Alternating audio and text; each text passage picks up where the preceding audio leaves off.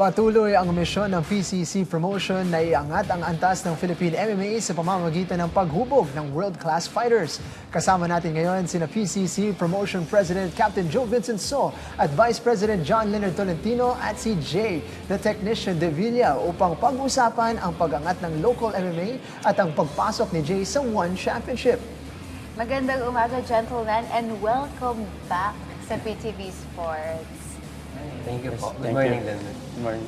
You know what, I remember before, the first time I interviewed them, it's the inaugural staging of PCC, and now nasa 11th edition sila, long way, and still very solid. Yeah, incredible journey so far, gentlemen. Thank you so much, Sir Jing. And then I would like to thank Ma'am Megan and the PTV for giving us this opportunity na ever since na we started PCC1. And then right now, we're already in our 11th event, and we are sending our 5th fighter in the biggest MMA promotion in Asia, which is One Championship. So, thank you so much. Congratulations on that. No, 5 local talents na ipadala nyo basically to the highest level in Asia, no, sa continent. No, that's a testament to PCC's development. But kano kalaking bagay itong pagpunta ni Jay patungo sa One Championship? Nalalaban na siya itong Friday. Ayun, syempre malaking bagay syempre kasi at least right now yung tayo as a Filipino, syempre kilala na rin naman tayo sa One Championship before may mga nag-champion na rin tayong Filipino. Pero right now, ito may mga bagong rising star na pinapakita natin din lang sa Asia, sa buong mundo talaga na yung yung combat sports natin is di lang tayo pang-boxing, pang-MMA din talaga tayo. Na talaga yun. So yun yung importante rin doon. Right. Now, looking ahead, sabi nga ni Sir JL is na umuusbong talaga ang mga Filipino MMA fighters. But what do you think is the long-term vision of PCC in order for us na mag-produce pa talaga ng mga world-class MMA fighters at sumunod din sa mga yapak ng ating mga multiple world champions when it comes to One Championship tulad nila Joshua Basho, si Lito Kadiwang? So, ang pinaka-goal talaga, Ma'am Megan, is to make the combat sport or MMA well-known sa Philippines. Because as of right now, sakto-sakto pa lang siya. Hindi pa siya talaga kasing boom sa level ng basketball, volleyball. So what the PCC is aiming is to put the MMA to that kind of level. So by that doing, you need to be active sa MMA promotion to create a lot of opportunity and as well to create a lot of champions. Like, of course, like Alex Ayala, etc. Right. Sa ganun. And for Jay na pupunta ngayon sa One Championship, sa palagay mo, paano nakatulong yung PCC with his development in preparing him for the big stage? You know, I would like to really share this. No? Natouch ako sa sinabi ni Jay after one of his fight. Sabi niya, lumapit siya sa akin, sabi niya, Captain, thank you so much na ginawa mo yung PCC because ngayon alam ko na saan ako papunta eh. Dati, I'll just keep fighting, but I don't know what I'm doing, where I'm going. I just keep doing it. But right now, I have a clear path doon sa pupuntahan niya. And same, bigla akong natuwa doon, then that's what keep pushing me na pagpatuloy yung event. In line with that, partner Jay, maganda rin talaga yung storya ni Jay. Bahagi mo nga sa amin yung naging journey mo para bago ka tumungtong dito sa One Championship. Okay, so pagdating naman po sa MMA journey ko, so nag-start po ako ng mag-compete sa mga amateur leagues year 2021. So from 2021 to 2024, I think, yun po yung nagko-compete ako sa amateur leagues. So laban lang ng laban kung saan meron, kung saan merong available. And then year 2025, just last year po, doon lang po ako nag-decide na sige, magko-compete na ako as a pro. And then sakto naman po, nag-start na rin ng PCC. So I decided na mag-pro debut sa PCC. And then just last year, March 2025, yun yung pro debut ko sa PCC. And natalo ako sa aking pro debut. Actually, before po ako mag-pro debut, na guest na rin po ako dito. And then natalo po ako noon and sabi ko kay PCC, gusto ko ng rematch, gusto kong ibawi yung talo ko. Sabi sa akin ni PCC, sige, kailangan mo muna manalo ng isa pa bago mo makuha yung rematch mo. So, lumaban po ulit ako, Train hard. nag-train ulit ako. And then after nung sunod na laban ko, nanalo po ako ng armbar nanalo ako ng armbar in the second round. After po nun, saka ko pa nakuha yung rematch ko And then, dun sa rematch naman po, nanalo ulit ako via first round, via armbar naman in the first round. So, by that time, 2 consecutive wins na po ako. And then, nabigyan naman po ako ng supposedly title shot sa PCC. Pero nagkaroon po ng mga konting problems pagdating sa kalaban, nagpo-pull out po yung kalaban. So, hindi po natuloy yung title shot.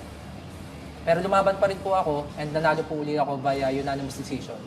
So, as of now po, 3 consecutive wins na po ako sa PCC. And that 3 consecutive wins po, yun yung nag-open ng door sa akin din para rin makapasok sa One Championship. So, from March 2025 up to this point po, nagkaroon na ako ng 4 na laban na agad. Grabe yung activity mo ngayon. Yes. Very, very busy and grabe yung streak mo with the 3 straight victories. Ngayon, patungo ka na sa One Championship. Ano ibig sabihin nito para sa iyo na ito na, yung oportunidad mo na makapaglaro sa isa sa mga pinakamalaking promotion sa buong mundo? Yun, so far po, this is the biggest fight of my life so far. Kasi naniniwala naman ako na marami pa yung mas malaking kasunod eh. Pero malaking bagay din po sa akin na being the first Batanggenyo to fight at One Championship. Of course, hindi rin po yun magiging possible without the help of my teammates, my coaches, and of course sa PCC din. Kasi sinabi ko nga po, non-bias, sinabi ko kay Sergio, na nung nag-start yung PCC, nagkaroon talaga ako ng vision kung paano yung magiging blueprint ko, kung paano ako makapunta sa international stage. Kasi imagine they are holding an event once a month or once every 2 months. So in a year, magkakaroon sila ng around 9 to 12 events. So if you want to really be active, pwede kang mag-entry sa kanila. Pwede kang lumaban.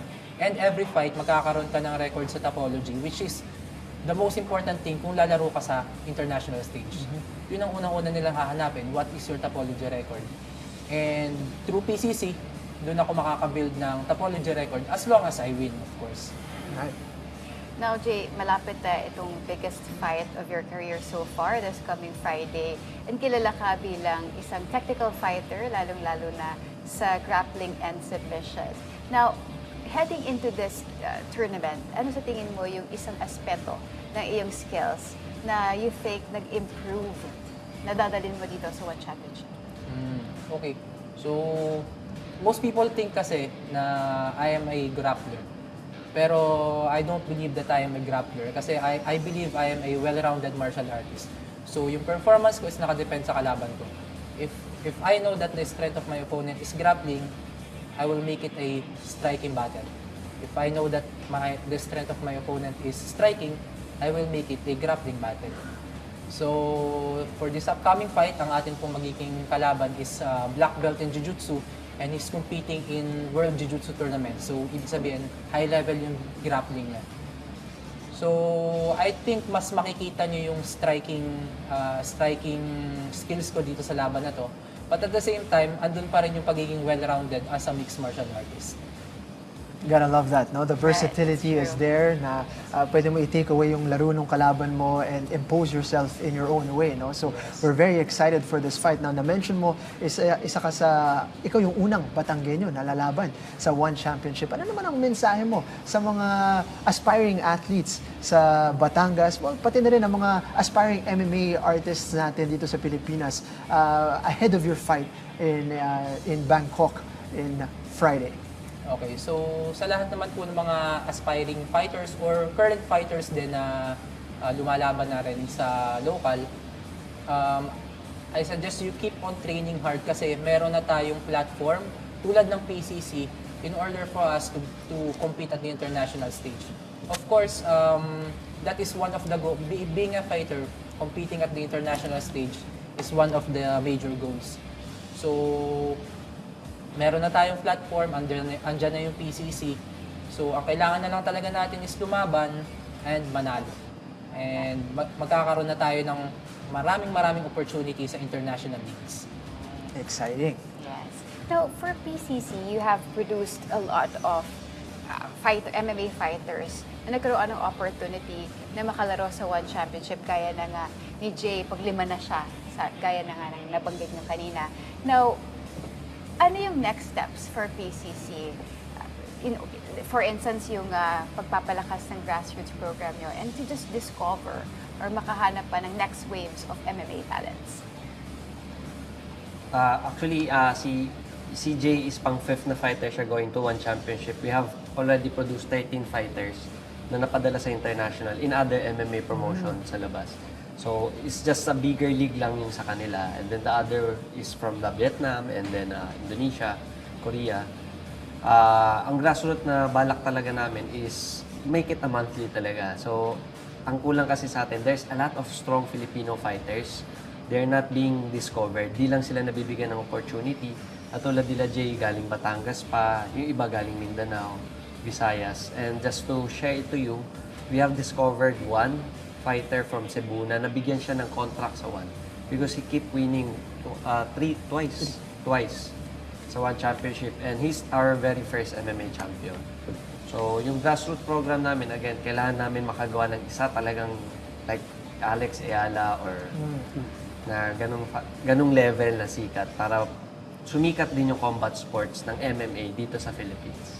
But syempre, para makahanap ng isang diamond, you guys have to keep digging, you have to keep chiseling, and kailan ba ang susunod na PCC event, and paano ba pwedeng masuportahan ng mga MMA fans ang Philippine Combat Championship?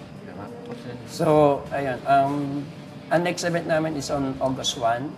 So, yung event namin, so sa mga gusto mag-support ng mga fans, punta lang kayo sa venue namin sa IBC College, International Baptist College. So, sa Boni lang yan, malapit sa Boni Station. So, manood lang kayo ng live sa August 1. Mag-start kami around 4 p.m. Or support nyo kami kung malayo kayo, nasa YouTube. May YouTube channel kami, Philippine Combat Championship. You can watch live there for the, Fantastic. Perfect, no? So, good luck, Jay, sa laban on Friday. Alam ko, babiyahin na kayo bukas patunga sa Thailand, so you guys can acclimate to everything over there. Best of luck, gentlemen. Thank you so much, Sir Jing and Mama Megan.